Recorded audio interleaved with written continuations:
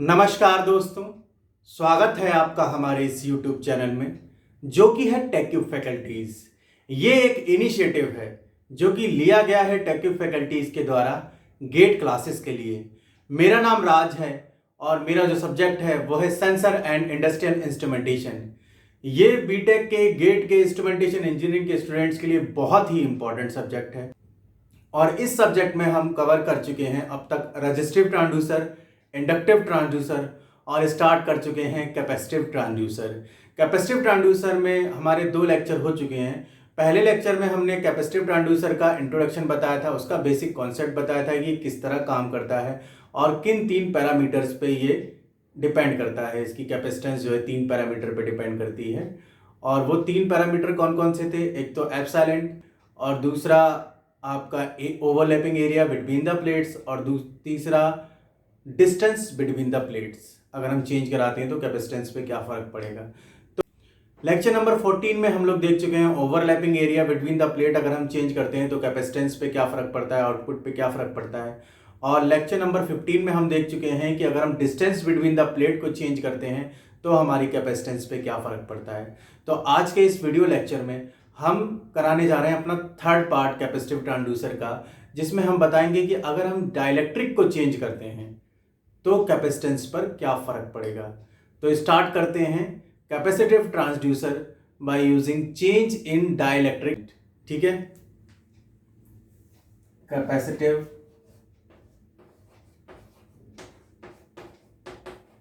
Transducer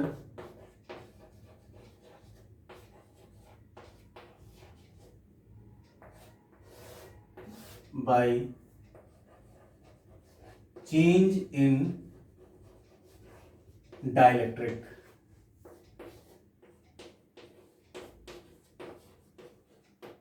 ठीक है, यह है हमारा आज का topic, capacitive transducer by change in dielectric. Dielectric को चेंज करेंगे तो हमारी कैपेसिटेंस पे और फाइनली जो हमारा आउटपुट होगा उस पर क्या फर्क पड़ेगा। तो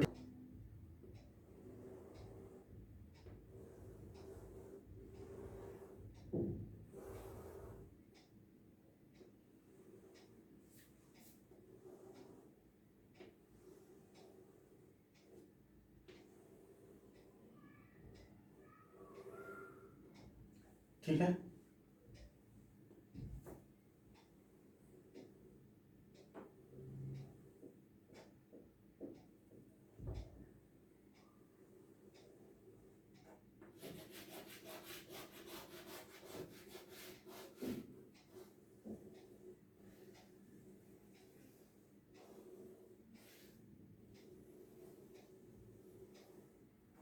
ठीक है। एक प्लेट ये हो गई ऊपर जो रखी है और ये दूसरी प्लेट। ठीक है, पैरेलल प्लेट कैपेसिटर की। ये हो गई टॉप प्लेट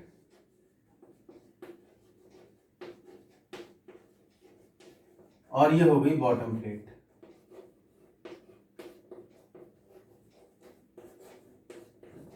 ठीक है, अब डाइलेक्ट्रिक यहां पर होता है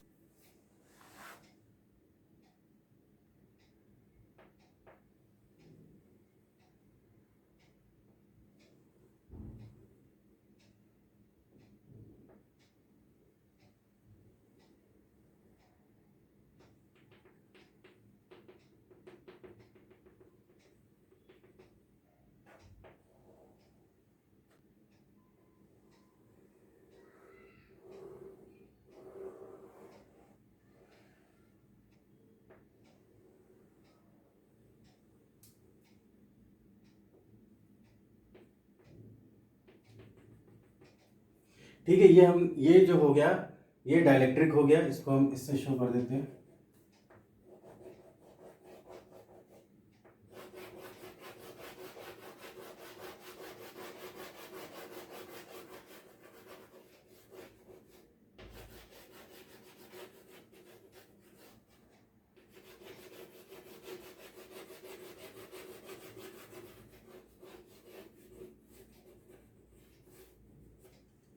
ठीक है, तो ये पैरेलल प्लेट कैपेसिटर की टॉप प्लेट है और ये बॉटम प्लेट है और ये जो पार्ट हमने बनाया है, ये डाइलेक्ट्रिक वाला पार्ट बनाया है, ठीक है। इसकी विड्थ कितनी होगी, W होगी,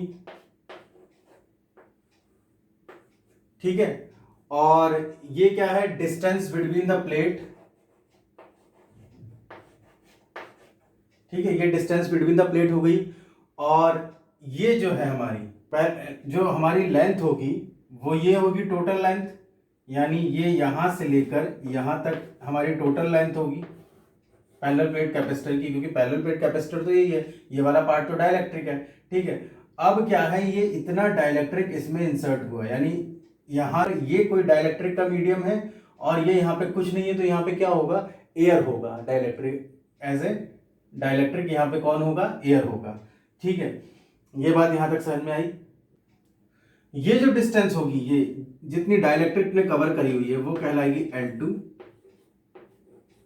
और ये वाली जो डिस्टेंस होगी जो एयर ने कवर करी हुई है वो कहलाएगी L1, और दोनों का जो सम होगा वो किसके बराबर होगा, L के बराबर होगा, क्योंकि हमारी पैरेलल प्लेट कैपेसिटर की लेंथ क्या है, यही है। और ये वाली जो पार्ट है हमारा डाइलेक्ट्रिक जो इसमें कवर किया वो है, और ये एयर वाला पार्ट है, ठीक है। तो ये है capacitive transducer by using change in dielectric medium. Arrangement बनेगा जब हमारे पास सिर्फ ये वाला अरेंजमेंट था, ये वाला अरेंजमेंट अभी आप भूल जाइए, सिर्फ ये वाला अरेंजमेंट था, तो हमारी कैपेसिटेंस क्या होती थी, कैपेसिटेंस होती थी C is equal to epsilon A by D. यही पढ़ते चले आ रहे हैं पिछले 2 लेक्चर से, C is equal to epsilon A by D, और एप्सिलॉन को हम यहाँ पे लिख सकते हैं एप्सिलॉन नॉट एप्सिलॉन R, और A को लिख सकते हैं LW बाई डी, ठीक है। ये कैपेसिटेंस कब है, जब हमारे पास सिर्फ ये वाइट वाला अरेंजमेंट है, ये वाला डाइलेक्ट्रिक इसमें नहीं है, केवल इतना अरेंजमेंट है, ठीक है। तब उस केस में हमारी इक्वेशन ये आई थी। अब हम क्या है, इसमें आधा पार्ट जो है डाइलेक्ट्रिक का है और आधा पार्ट एयर का है, और वो डाइलेक्ट्रिक कुछ भी हो सकता है, सेरेमिक हो सकता है, माइका हो सकता है, पेपर हो सकता है। तो ये वो डाइलेक्ट्रिक वाला पार्ट है, और ये यहाँ पे एयर वाला पार्ट है, ये वाला, ठीक है। ये यहाँ पे एयर वाला पार्ट है और ये डाइलेक्ट्रिक वाला पार्ट है। अब मैं इस अरेंजमेंट के लिए इक्वेशन लिखूंगा, ठीक है। इस अरेंजमेंट के लिए इक्वेशन क्या बनेगी, C is equal to epsilon, देखिए एयर के केस में एप्सिलॉन R की वैल्यू क्या होती है, 1 होती है, ठीक है। यहां पर एप्सिलॉन R की वैल्यू क्या होगी, 1 होगी, तो यहां पे ये 1 हो जाएगा, तो यहां पे मैं लिख सकता हूं L कितनी है यहां पे इस वाले पार्ट के लिए, L1, ठीक है। और W तो सेम रहेगा, ठीक है, तो W, और डिस्टेंस भी सेम है, यहां से यहां तक आप देख सकते हैं डिस्टेंस जो है प्लेटों के बीच की वो डिस्टेंस सेम है। तो ये इक्वेशन आ गई इस अरेंजमेंट के लिए, ठीक है, इस अरेंजमेंट के लिए इक्वेशन आ गई। अब हम इस अरेंजमेंट के लिए इक्वेशन लिखते हैं, तो इस अरेंजमेंट के लिए इक्वेशन आएगी epsilon not epsilon R L2 W by D, ये इक्वेशन आ जाएगी, ठीक है।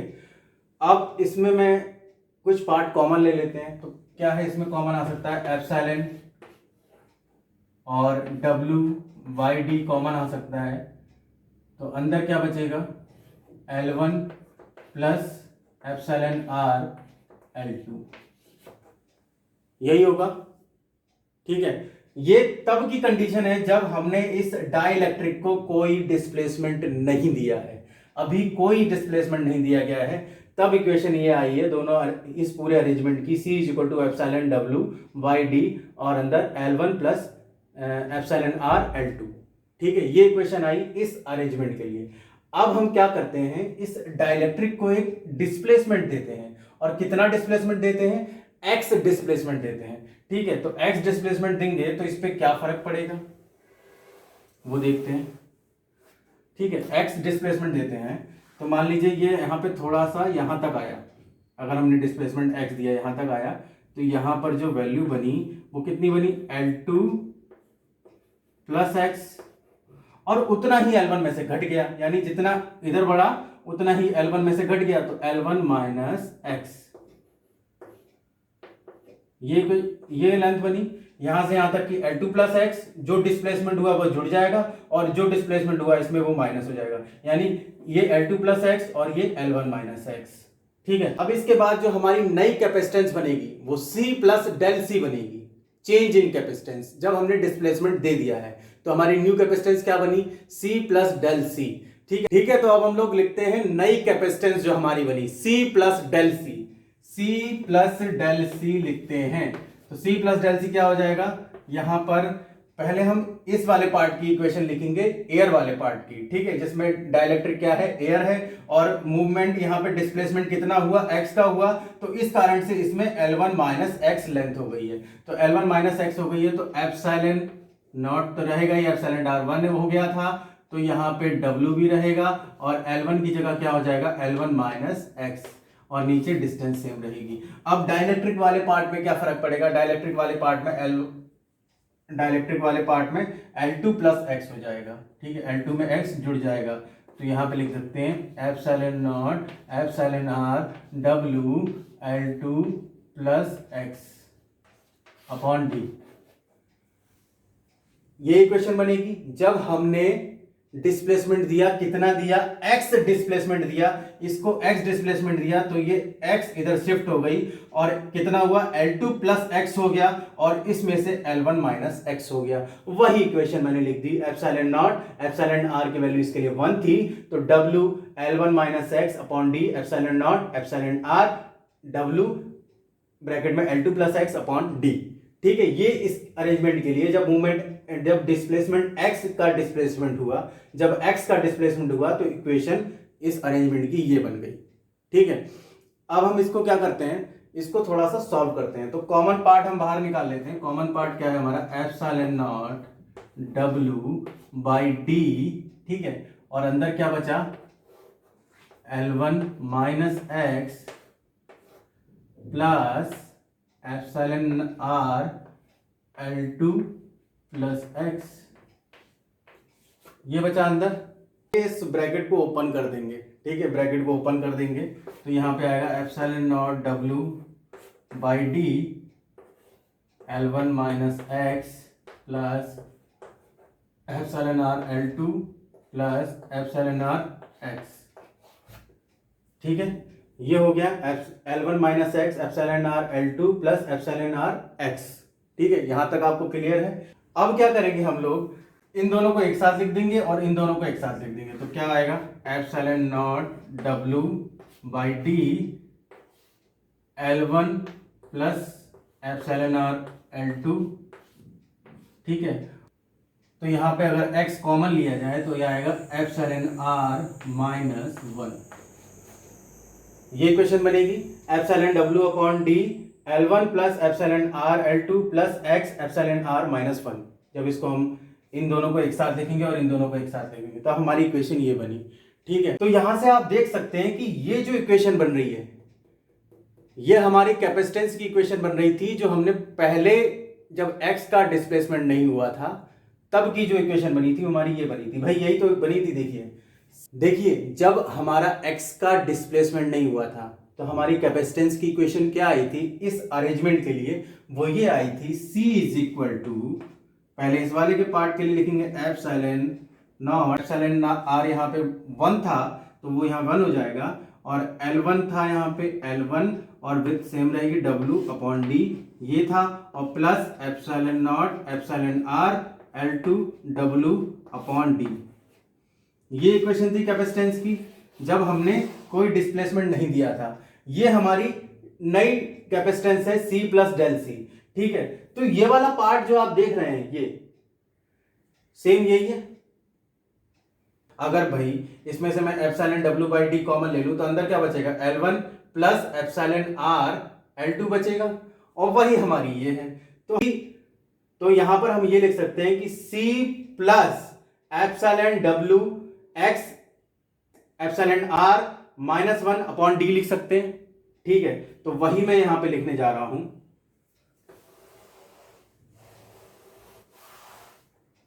इस वाले पार्ट को मैं C लिख रहा हूं क्योंकि वो हमारी कब थी, जब हमने कोई डिस्प्लेसमेंट नहीं दिया था। तो ये वाली इक्वेशन C हो गई, C प्लस और डेल C प्लस। अब अंदर क्या बचा, epsilon not W x epsilon R minus 1 upon D, epsilon not W upon D, और ये x एप्सिलॉन R माइनस 1, यही बचा।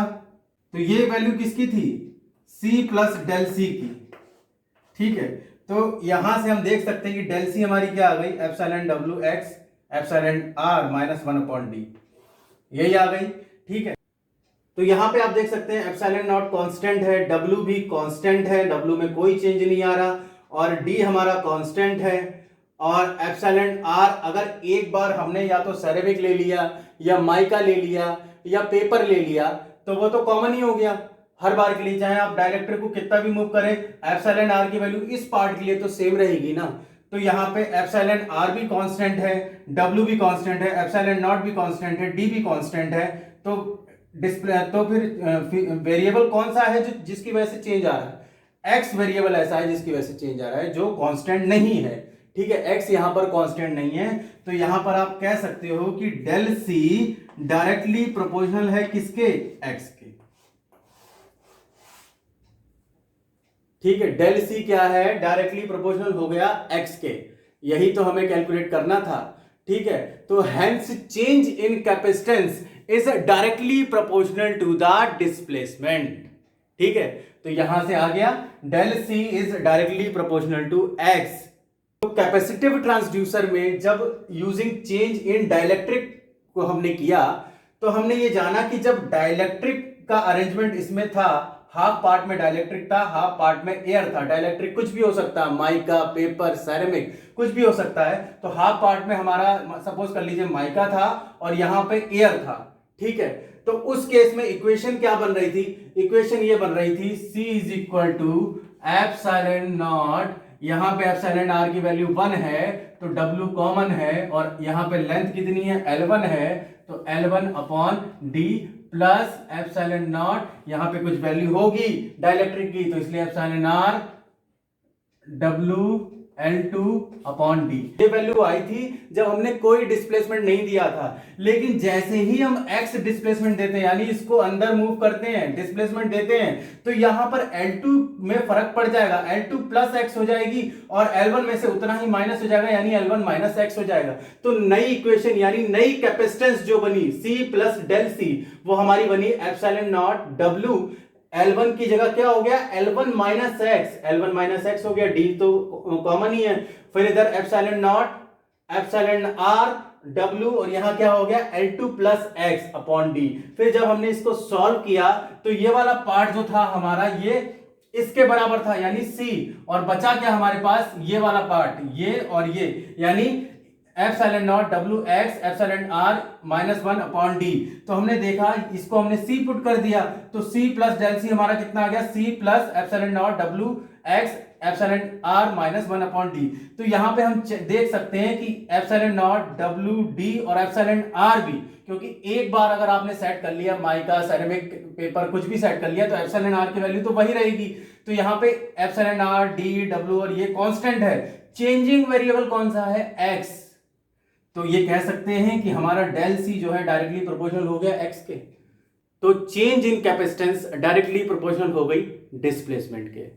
तो आप लोगों को समझ में आया कि जब हम डाइलेक्ट्रिक को डिस्प्लेसमेंट देंगे यानी कुछ ना कुछ डाइलेक्ट्रिक यहां पे चेंज करेंगे तो कैपेसिटेंस पे क्या फर्क पड़ेगा। ठीक है, तो जो कैपेसिटिव ट्रांसड्यूसर होते हैं जो इस तरह का प्रिंसिपल यूज करते हैं, डाइलेक्ट्रिक चेंज वाला, चेंज इन डाइलेक्ट्रिक वाला, are normally use for measurement of liquid level. ठीक है, नॉर्मली ये किसके लिए यूज होते हैं, लिक्विड लेवल के मेजरमेंट के लिए यूज होते हैं। तो दोस्तों आज के वीडियो लेक्चर में आपको समझ में आया होगा ये चेंज इन डाइलेक्ट्रिक वाला जो कैपेसिटिव ट्रांसड्यूसर मैंने आपको समझाया। तो हमने ये जाना था कि कैपेसिटेंस जो है 3 पैरामीटर पर डिपेंड होती है। पहला ओवरलैपिंग एरिया, अगर आप चेंज करते हैं ओवरलैपिंग एरिया यानी ये ओवरलैपिंग एरिया चेंज करते हैं तब हमारी कैपेसिटेंस में फर्क पड़ेगा। अगर आप distance between the plate change करते हैं तो कैपेसिटेंस में फर्क पड़ेगा, और अगर आप डाइलेक्ट्रिक को चेंज करते हैं तो कैपेसिटेंस में फर्क पड़ेगा। तो C is equal to epsilon A by D हम लोग पूरा पढ़ चुके हैं तीनों पैरामीटर को चेंज करके। पहले जो सबसे पहला जो कैपेसिटिव ट्रांसड्यूसर का लेक्चर हुआ था उसमें हमने ओवरलैपिंग एरिया को चेंज करके बताया था, दूसरे लेक्चर में distance between the plate change करके बताया था, और तीसरा यानी आज के लेक्चर में हमने बताया कि डाइलेक्ट्रिक अगर मूव करता है, डाइलेक्ट्रिक को अगर हम डिस्प्लेसमेंट देते हैं तो फिर हमारी कैपेसिटेंस पे क्या फर्क। जो चेंज इन कैपेसिटेंस है वो डायरेक्टली प्रोपोर्शनल आ गई एक्स के, यानी आप जितना डिस्प्लेसमेंट दोगे उतनी हमें कैपेसिटेंस में चेंज मिलेगा। ठीक है, तो उम्मीद करता हूं आप लोगों को ये भी लेक्चर मेरा समझ में आया होगा। और आज के वीडियो लेक्चर में इतना ही। आप सभी का बहुत बहुत धन्यवाद इस वीडियो को देखने के लिए। नमस्कार।